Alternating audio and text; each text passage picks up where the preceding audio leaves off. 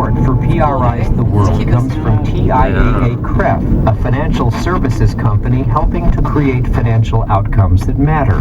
Learn more at TIAA.org.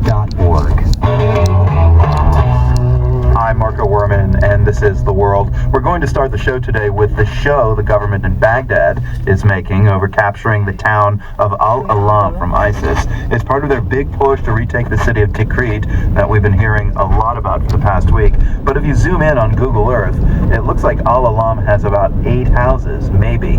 We often go to reporter Jane Araf in Iraq. She's currently on assignment for the PBS NewsHour in the Kurdish zone of northern Iraq.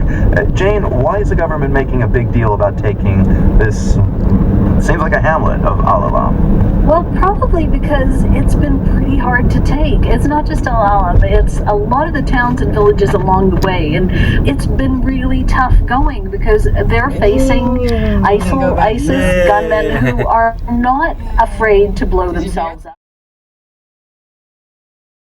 It's also difficult because this is not regular warfare. These are people who don't play by any kind of rules.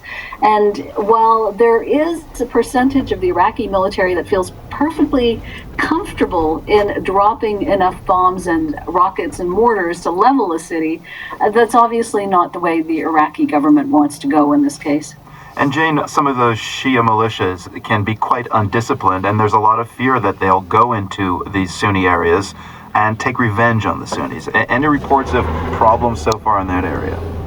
And there certainly are those fears. I was talking earlier this afternoon with residents of Tikrit, and they were saying that that's what they're expecting the next step to be. So the big issue here isn't only taking back the city, it's about what happens next.